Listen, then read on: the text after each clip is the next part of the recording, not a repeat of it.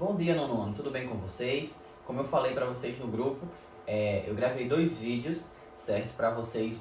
Eu vou dar o conceito de função do primeiro grau, que ele é muito cobrado na prova SESC. A gente não vai ver tudo de função. Eu só vou passar para vocês o que a prova realmente cobra, certo?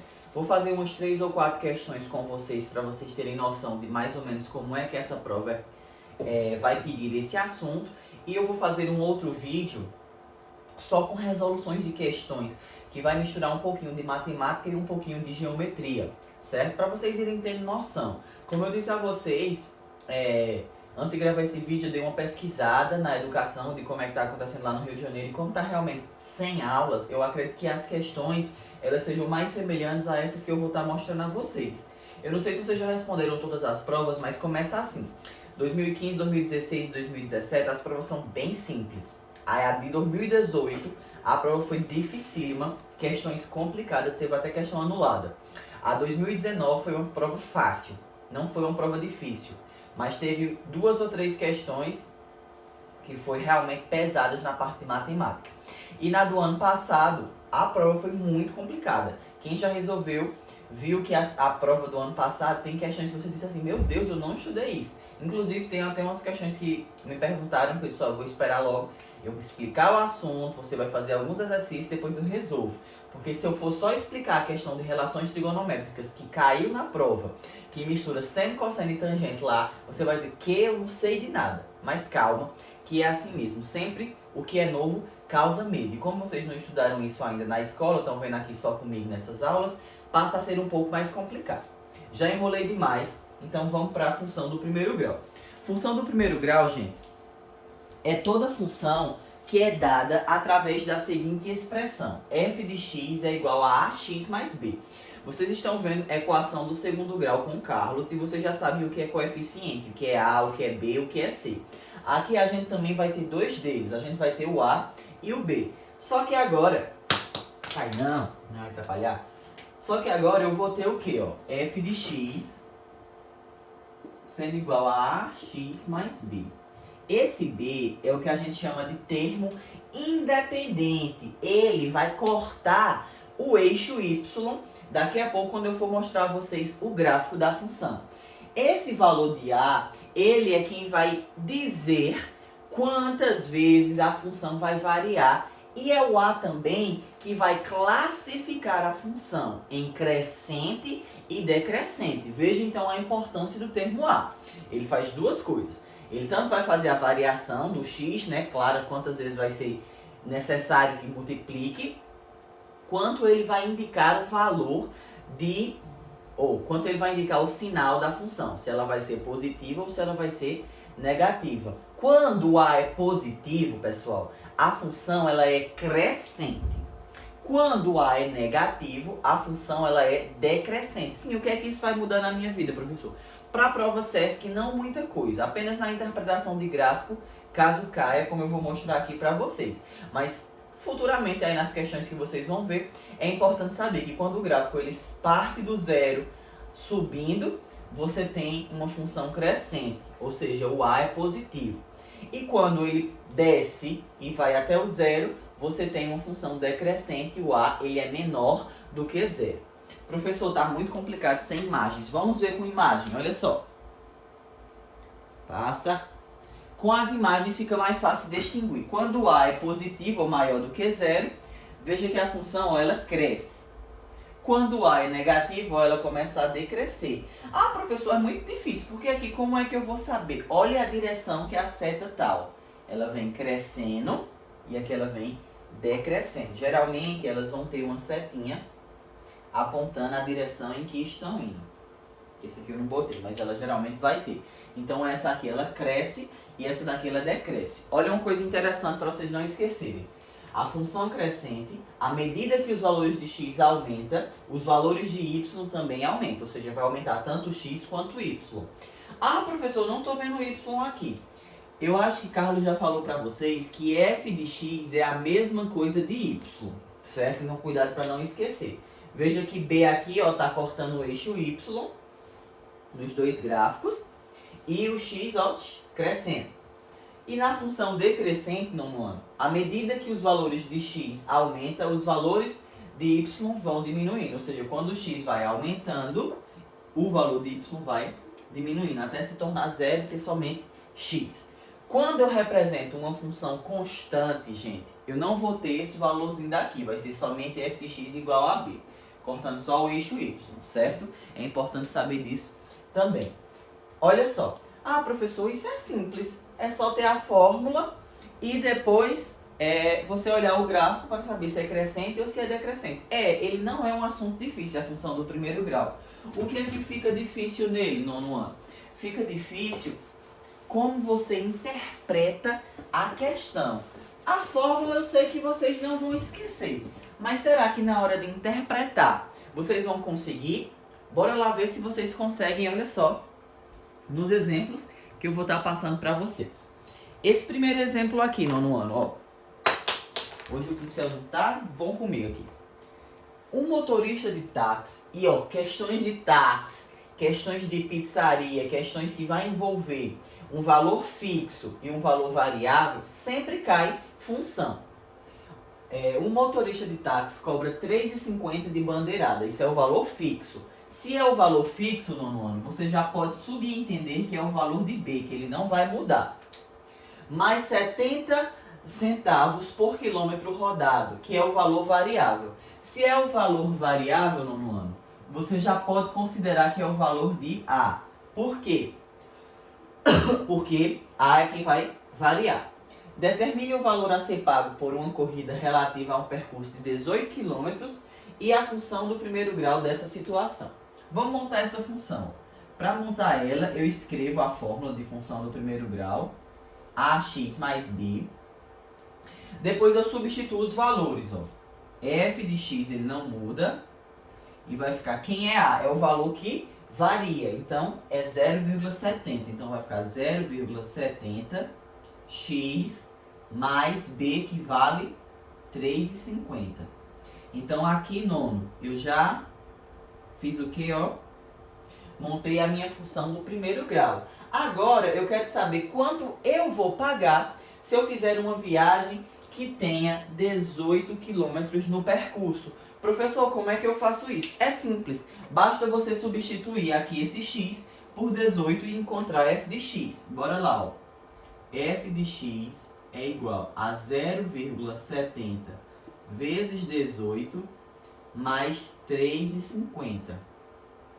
F de x é igual, vamos fazer aqui, ó, 18 vezes 0,70. 8 vezes nada é nada. 8 vezes 7, 5, 49, 56, perdi. 6, faz 5. 8 vezes 0, 0 com 5, 5. 1 vezes 0, 0. 1 vezes 7, 7. 1 vezes 0, 0. 0, 6, 12 vai 1. Duas casas após a vírgula vai dar 12,60. 12,60 mais 3,50. F de x vai ser igual. Aqui dá pra gente fazer. Deixa eu fazer até somando pra não dar. Vai que eu tô errando demais já. 0, 11 vai 1. 3, 6, 1. 16 e 10. Então nessa corridazinha aqui, ó, eu vou pagar R$ 16,10. Certo? Veja que não foi difícil. Não foi uma questão difícil, certo? Olha, veja só o que foi que eu fiz. Primeiro eu montei a função, depois eu só substituí. Função do primeiro grau é só isso, certo? Em outras palavras, a prova ela cobra mais ou menos esse tipo de questão. Bora para mais um tipo de questão, ó.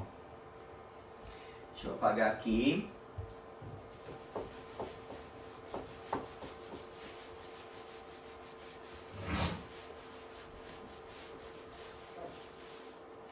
Bora lá.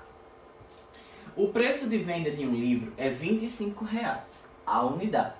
Sabendo que o custo de cada livro corresponde a um valor fixo de R$ 4,00 mais R$ 6,00 por unidade, construa a função capaz de determinar o lucro líquido, o valor de desconto descontado das despesas, na venda de X livros e o lucro na venda obtida de 25 livros. Então aqui a gente vai fazer primeiro a função. Ó. Escreve de novo, f de x é igual a ax mais b. Vê qual é o valor fixo desse livro. Ó. O valor fixo é R$ 4,00 e o valor variável, que é por unidade, R$ 6,00. Então você vai ter f de x igual a 6x mais 4. Aqui está a função, certo? Que vai fazer o quê? Aqui é a produção. Só que o livro, ele é vendido por quanto? Por R$ 25,00. Então, para calcular o lucro, lucro, pessoal, sempre ele vai ser dado através disso daqui. Ele vai ser a despesa, certo? Despesa não, ele vai ser a venda total menos o custo ou a despesa. Por exemplo, imagina que você vende canetas. Você gasta R$ 2,00 para produzir uma caneta. Se você vender a caneta por R$ 5,00, que é um assalto, você vai ter um lucro de R$ 3,00. Então aqui, para saber o lucro, ó, eu vou fazer o 25 menos o custo dele. Quanto é o custo para produzir esse livro? Ó? 6x mais 4. Certo? Então, eu faço o lucro desse livro da seguinte forma. Tá aqui o lucro. É claro que eu posso organizar isso daqui, mas eu vou deixar para ficar mais fácil vocês entenderem assim quando eu for encontrar agora o valor dos 500. Agora vamos ver quanto vai ser. Olha só. Eu quero saber o lucro se eu comprar, se eu vender, né, 500 livros. Então vamos lá ver quanto seria isso. Olha só, vamos ver quanto é o lucro de um livro só, quando eu substituir x por 1. Então vai ficar, o lucro vai ser 25 menos 6 vezes 1 mais 4. O lucro vai ser igual a 25 menos 6 mais 4. Calma que aqui eu fui burro, tenho que resolver isso daqui logo, entre parênteses. Não posso botar assim não. O lucro vai ser 25 menos 10. O lucro vai ser R$15.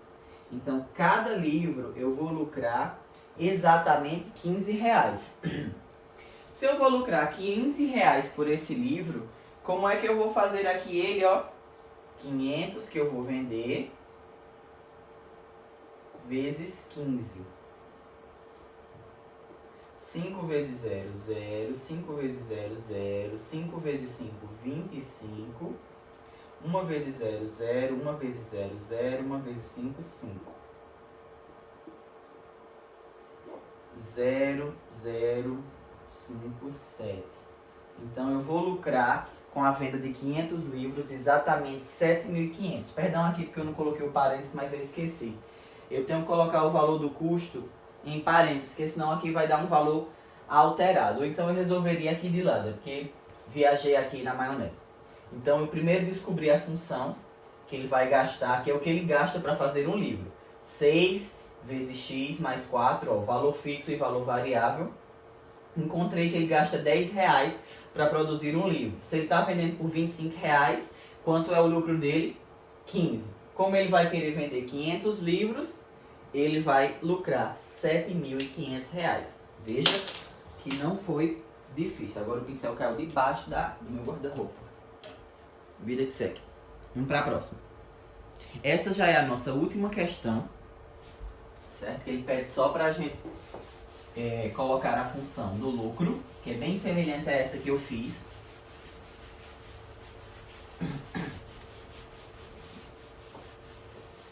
E bora lá. Um pequeno comerciante investiu R$300 na produção de bandeiras do seu time favorito para venda em um estádio de futebol.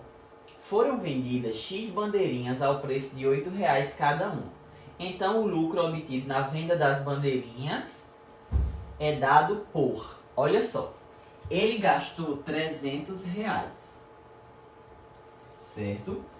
O lucro que vai ser obtido vai ser como é que eu vou calcular esse lucro. Prestem atenção.